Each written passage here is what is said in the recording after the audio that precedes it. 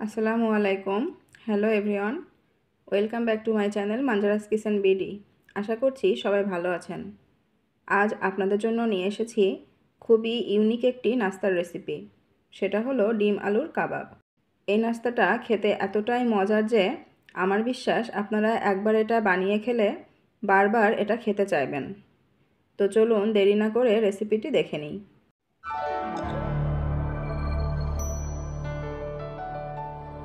ডিম আলুর কাবাব রেসিপির জন্য আমি এখানে 2টা ডিম ও 3টা আলু নিয়ে নিয়েছি। এগুলো সিদ্ধ করে এর থেকে খোসা ছাড়িয়ে নিয়েছি। আপনারা পরিমাণে বেশি বানাতে চাইলে ডিম ও আলুর পরিমাণ বেশি করে নিতে পারেন। এবার ডিম ও আলু একটা গ্রেটারে দিয়ে ভালোভাবে গ্রেট করে নিব। দেখুন আমি এগুলো গ্রেট করে নিয়েছি। এবার এর মধ্যে কিছু মশলার উপকরণ অ্যাড করব। প্রথমে দিয়ে দিচ্ছি কুচি করা পেঁয়াজ, সাথে দিচ্ছি কাঁচামরিচ কুচি।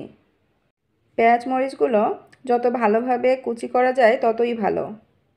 এরপর এখানে অ্যাড করছি রসুন বাটা, 1 চা চামচ আদা বাটা, 1 চা চামচ গরম মশলার গুঁড়া, সাথে দিচ্ছি 1 চা চামচ ভাজা জিরার গুঁড়া, হাফ চা চামচ শুকনা মরিচের গুঁড়া, স্বাদমতো লবণ ও সামান্য হলুদের গুঁড়া। লবণ ও মরিচ আপনারা আপনাদের স্বাদমতো দিয়ে নিতে পারেন। তবে এই কাবাবের ক্ষেত্রে মরিচের পরিমাণটা একটু বেশি হলে এটা খেতে বেশি টেস্ট হয়। সাথে দিয়ে দিচ্ছি কিছু ধনেপাতা কুচি।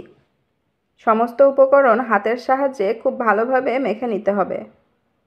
ভিউয়ার্স, আমার ভিডিওটি আপনাদের ভালো লাগলে বিভিন্ন ধরনের মজার মজার রান্নার রেসিপি দেখার জন্য মনে করে আমার চ্যানেলটি সাবস্ক্রাইব করে দিবেন এবং অবশ্যই পাশে থাকা বেল বাটন প্রেস করে রাখবেন পরবর্তী রান্নার নোটিফিকেশন পাওয়ার জন্য। দেখুন আমার এগুলা মাখানো হয়ে গেছে। এখন এখান থেকে কাবাব শেপ দিয়ে নিব। আমি হাতে একটু সয়াবিন তেল মেখে নিয়েছি, এতে এগুলা বানাতে সুবিধা হবে। এখান থেকে একটু হাতে নিয়ে এভাবে রাউন্ড শেপ করে হাতে দিয়ে একটু চাপ দিয়ে একটা শেপ দিয়ে নিচ্ছি।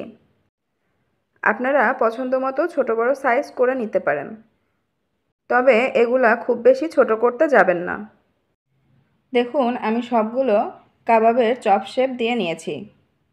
এখন এই চপগুলোতে বেসনের গোলা মাখিয়ে ডুবো তেলে ভেজে নিব। তার জন্য কড়াইতে পর্যাপ্ত পরিমাণে সয়াবিন তেল দিয়ে নিয়েছি। তেলটা হালকা গরম হয়ে আসলে এর মধ্যে একে একে চপগুলো ছেড়ে দিব। ভিডিওটা অনেক লেন্দি হয়ে যাবে বলে আমি বেসনের এই ব্যাটার বানানোর প্রসেসটা এই ভিডিওতে স্কিপ করেছি। আমার অন্যান্য চপের রেসিপিতে বেসনের এই ব্যাটার বানানোর প্রসেসটা দেওয়া আছে, আপনারা চাইলে সেখান থেকে দেখে নিতে পারেন। এগুলো ছেড়ে নেওয়ার পর চামচের সাহায্যে উপর থেকে এভাবে একটু তেল ছড়িয়ে এগুলোর উপরে দিয়ে দিচ্ছি। এতে চপের উপরের পাশটাও একটু ফুলকো হবে। চুলার আঁচ মাঝারি রেখে এগুলা ভেজে নেবেন। নিচের পাশ গোল্ডেন ব্রাউন কালার হয়ে আসলে এগুলা একে একে উল্টে দিব। এগুলা ভাজতে মোটামুটি 4 থেকে 5 মিনিটের মতো সময় লাগে। এর স্বাদ এতটাই লোভনীয় যে এটা একবার তৈরি করে খেলে আপনি এই রেসিপির ফ্যান হয়ে যাবেন। দেখুন আমার চপগুলা ভাজা হয়ে গেছে। এখন এগুলা তেল ঝরিয়ে অন্য পাত্রে নামিয়ে নিচ্ছি। দেখুন ভিউয়ার্স, ডিম আলুর কাবাব কতটা চমৎকার দেখাচ্ছে এবং এর ফ্লেভারটাও জাস্ট অসাধারণ।